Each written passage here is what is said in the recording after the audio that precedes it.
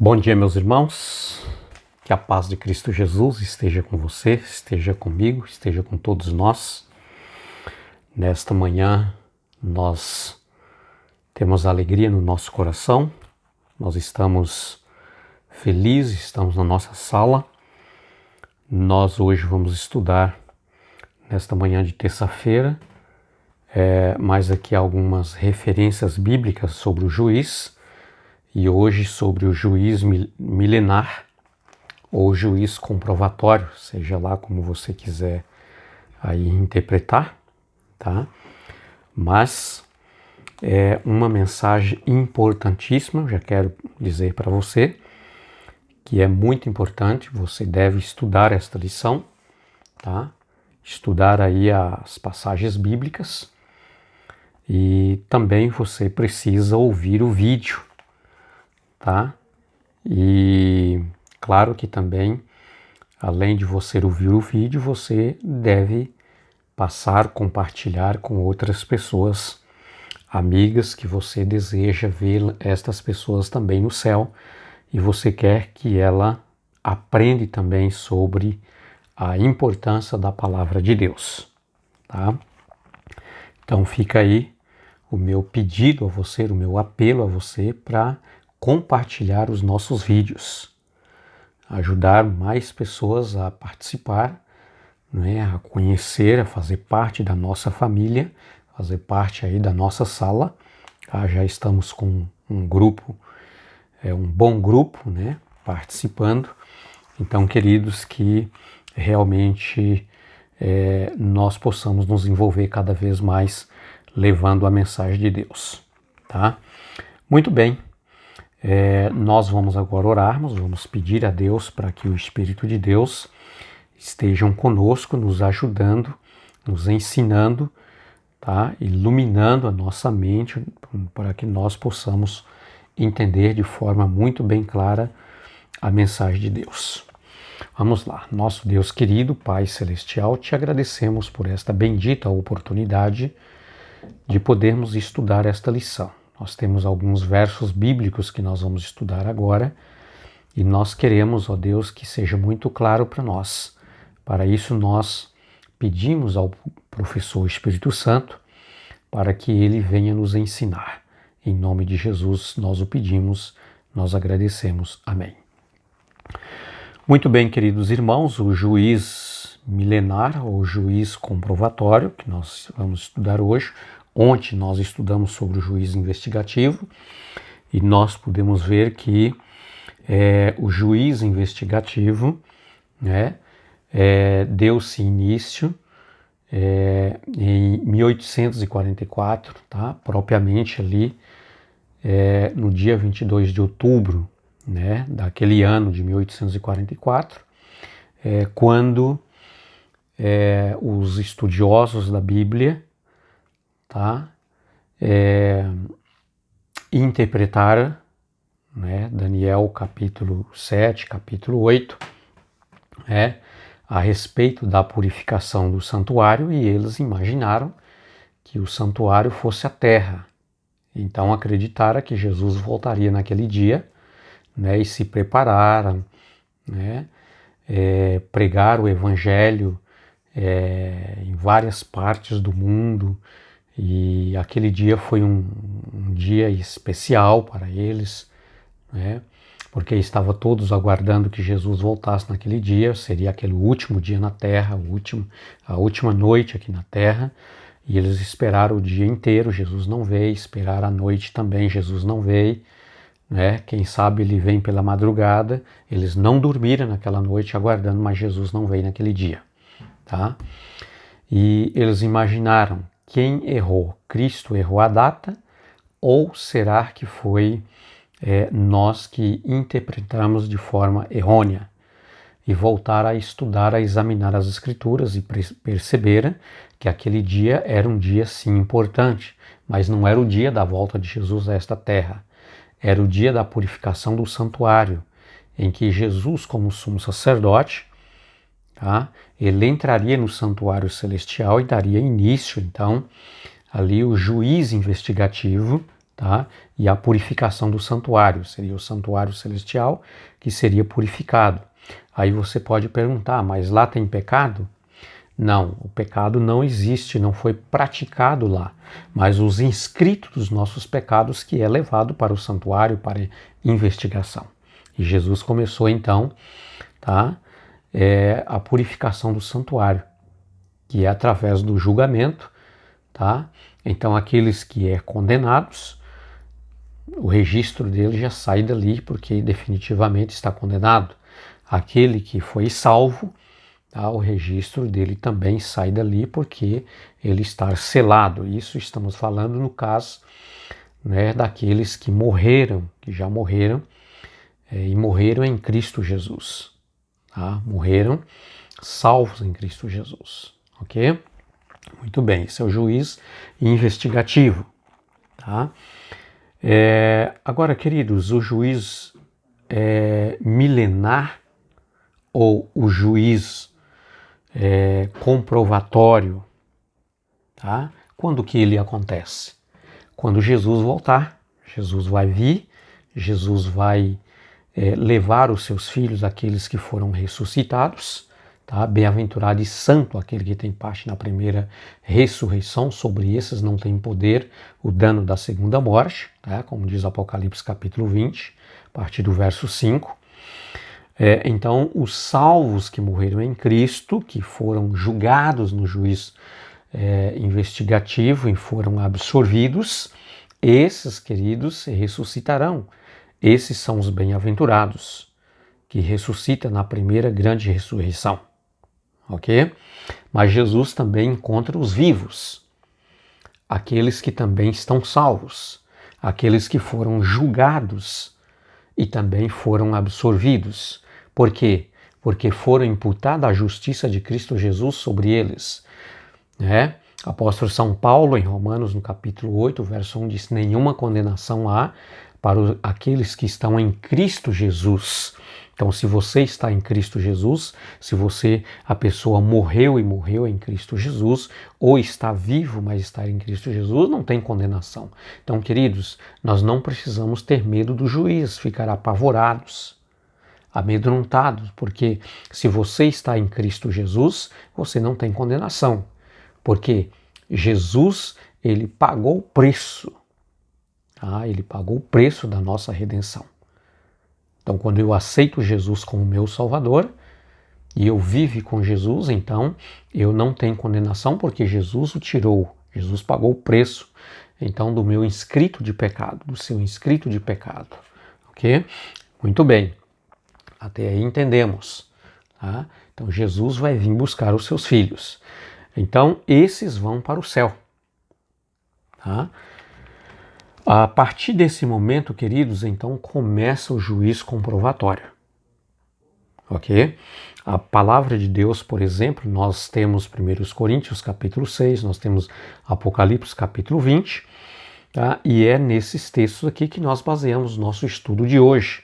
Nós temos também livro de Jeremias capítulo 4, Jeremias disse, né, que a terra ela vai ficar sem forma e vazia, sem nenhuma vida. A única vida que vai estar aqui é o próprio Satanás, juntamente com seus anjos demônios, tá?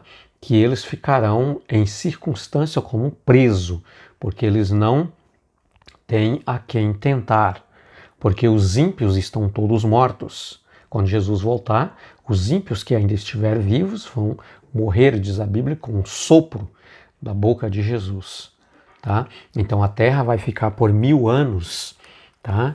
Totalmente desolada, deformada, sem vida, tá? Vida humana, vida do reino animal, nenhum animal vai estar aqui com vida.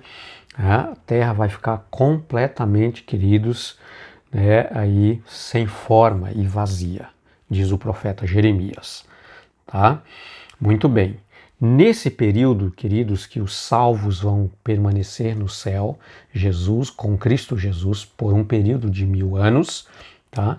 Nós encontramos, por exemplo, em Apocalipse capítulo 20, os salvos vão estar ali fazendo o quê? E é aí, queridos, que eu quero estudar na Bíblia Sagrada, Tá? Nós vamos abrir a nossa Bíblia e eu quero estudar com você, eu quero fazer questão de estudar esse texto, né?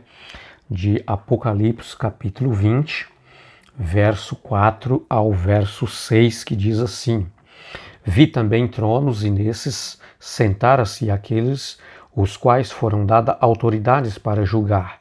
Vi ainda almas dos que foram decapitados por terem dado testemunho de Jesus e proclamado a palavra de Deus. Estes são os que não adoraram a besta nem a sua imagem e não receberam a marca na sua testa ou na sua mão, e viveram e reinaram com Cristo durante 1000 anos.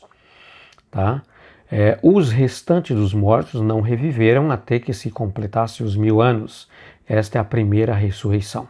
Bem-aventurado e santo aquele que tem parte na primeira ressurreição. Sobre estes a segunda morte não tem poder. Pelo contrário, serão sacerdotes de Deus e do Cordeiro e reinarão com ele 1000 anos. Agora eu quero ler também o verso 11, tá? Até o verso 3, que diz assim: Vi um grande trono branco e aquele que estará sentado nele. A terra e o céu fugiram da presença dele e não se achou lugar para eles. Vi também os mortos, os grandes, os pequenos, os que estavam em pé diante do trono. Então foram abertos livros, ainda outro livro, o livro da vida foi aberto, e os mortos foram julgados segundo as suas obras, conforme o que estava escrito nos livros, né?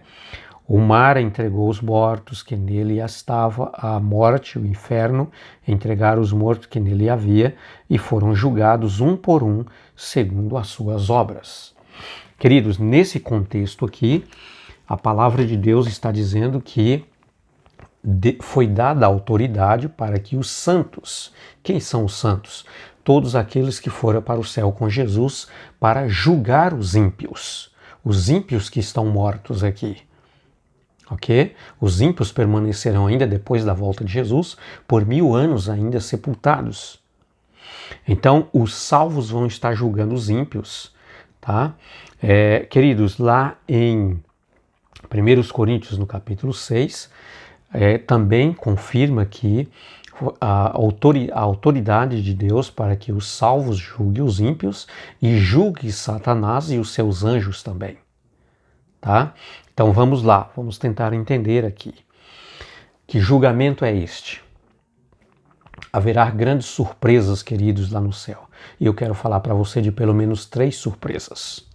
A primeira surpresa será a minha e a sua surpresa quando você pisar o pé na terra santa, lá no céu, entrar nos portais celestiais e você contemplar tanta beleza, você vai imaginar assim: será que realmente sou eu que estou aqui? Essa é a primeira surpresa.